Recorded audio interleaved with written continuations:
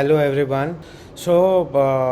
I have started, making the video just like one video old I am, and in a few comments I have got through which I have decided that in place of just making a English video, I will go for some mixture of Hindi and English, so that understanding becomes better for many of the audience.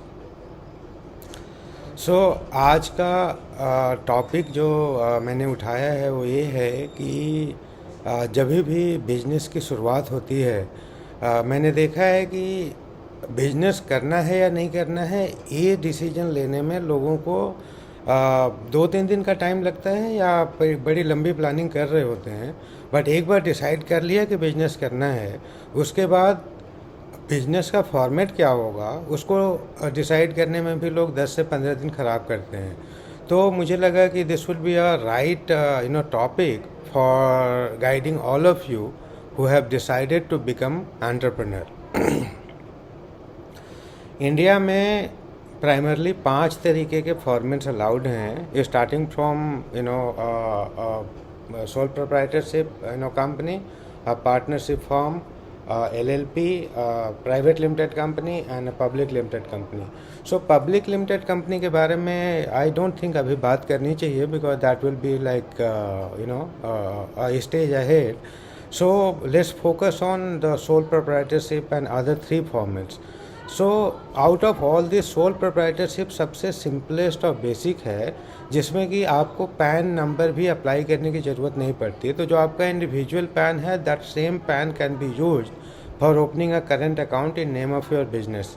Bank वाले कई बार आपके business name का proof मांगते हैं। For that you could either go for the trademark registration or shop and establishment act registration, or in earlier days the chartered accountant used to just write that this person runs the trade name like this, and current account open हो जाता था। But यदि कोई भी काम नहीं चलता है तो GST रजिस्ट्रेशन लेने की भी बात होती है। मेरा सजेशन ये है कि पार्टनरशिप प्रोप्राइटरशिप के अंदर शुरुआत में GST रजिस्ट्रेशन लेने की ज़रूरत नहीं पड़नी चाहिए, because it puts you too many other compliances and all. So the obvious choice is shop and establishment act, उसका रजिस्ट्रेशन करवा के आप कंपनी का करेंट अकाउंट खोल लीजिए। पैन आपका इंडिविजुअल वाला ही रहेगा, and then you can run your business. दूसरा फॉर्म पार्टनरशिप फर्म है। Partnership firm again can be of 2 type, एक रजिस्टर्ड होता है, एक दूसरा अनरजिस्टर्ड होता है। रजिस्टर्ड पार्टनरशिप फर्म में पार्टनरशिप डीड की रजिस्ट्रेशन कोर्ट में होती है, एंड अनरजिस्टर्ड में आप पार्टनरशिप डीड बना के just you get it notarise with the notary public, and basis the document आप इनकम टैक्स डिपार्टमेंट में अप्लाई करते हैं पैन के लिए। पैन आ जाने के बाद आप बैंक अकाउंट खोलते हैं, current account, and you operate your business, except ITR and other applicable like TDS and GST, और कोई किसी तरीके की ऑडिट की कंप्लायंस नहीं है, अनलेस कि आपका बिजनेस टैक्स ऑडिट के स्लैब में चला जाता है, आपका टर्नओवर टैक्स ऑडिट के स्लैब में आए।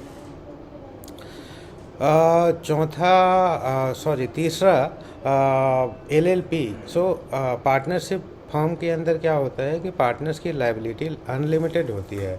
सो in case of any eventuality, even the personal assets of partner can be attached and can be used to recover any damage, be tax और क्रेडिटर्स का भी डैमेज हो, तो आपकी पर्सनल प्रॉपर्टी पे भी आंच आ सकती है। सो इसके लिए लिमिटेड लायबिलिटी पार्टनरशिप एक अच्छा ऑप्शन होता है, जहाँ पे कि पार्टनर्स की लायबिलिटी लिमिटेड हो जाती है, provided they have not done it willfully and negligently। so normal business routine में यदि कोई लाइबिलिटी होती है तो पार्टनर के पर्सनल प्रॉपर्टी को अटैच नहीं करती है। LLP के अंदर ऑफ कोर्स कुछ अच्छाइयाँ हैं, कुछ बुराइयाँ हैं। जैसे अच्छाइयों में 40 लाख तक आपको किसी एनुअल ऑडिट की ज़रूरत नहीं है, where in chartered accountant firm signs it your balance it. At the same time अभी के दिन में इवन तो FDI अलाउड है, बट ECB अभी भी अलाउड नहीं है LLP के अंदर। और LLP के अंदर आपको मिनिमम अल्टरनेट टैक्स जो मैट कहा जाता है, that is not applicable. Plus dividend distribution tax भी एप्लीकेबल नहीं होता है। तो कंप्लायंस एलएलपी के अंदर डेफिनेटली कम है as compare to private limited company. But if a new partner comes in or you are expecting that someone else might join or leave, in those kind of scenario private limited company better होगा, because हर बार आपको partnership deed registrar of company के पास जाके बदलनी पड़ेगी, replace करनी पड़ेगी, which is a constitutional document and which I don't find really cool. The fourth one is a private limited company. Out of all these format, private limited company setup is most complex and compliance का level as compared to all other format ज़्यादा होता है। इसमें irrespective of your turnover, you have to get your books audited with a chartered accountant on an annual basis, and income tax return, GST, TDS as per the norms of the law and size of your business. सो private limited company के अंदर again share holders की और directors की liability to large extent limited होती है, unless की कोई विलफुल चीज़ें ना करी जाए जिसमें किसी को विलफुली नेग्लिजेंटली आप नुकसान पहुंचाते हो, and where in you might be made personally liable by court of law, not otherwise. So private limited company में एफडीआई, ईसीबी, लोगों का आना जाना, इन्वेस्टमेंट लेना, even the venture capitalist and the fund group prefers to have this limited liability company. Limited liability company is also called LLC, or you can call it PLC.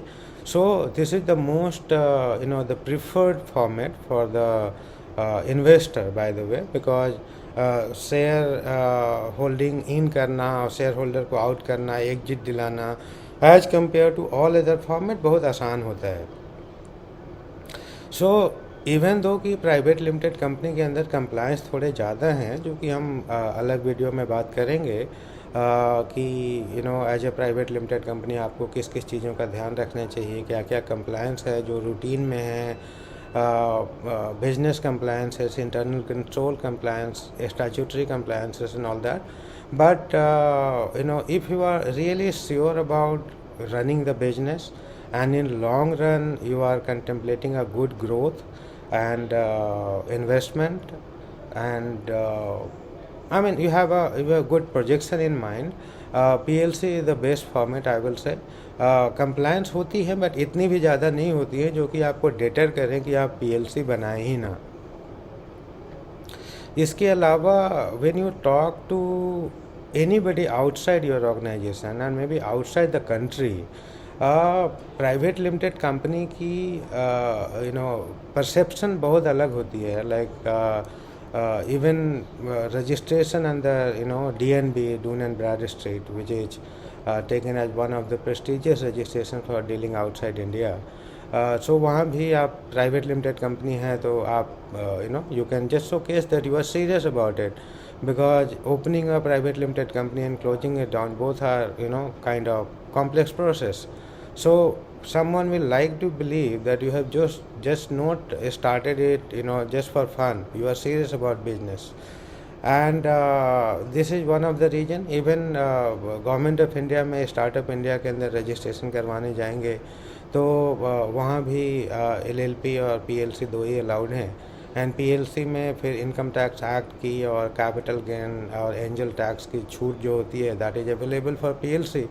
So in all probability, all I want to say that if you are serious and contemplating a good growth and you have a business plan in mind and you do expect that investment might come, and you are trying to raise the capital and as well as growth of the company to next level, I think you should go with PLC. But if you are trying to test the water, you have just left job and contemplating why not to do something on our own, then I would prefer that you start with a proprietorship company first, and in due course of time take it to the next level or convert your sole proprietorship into private limited company.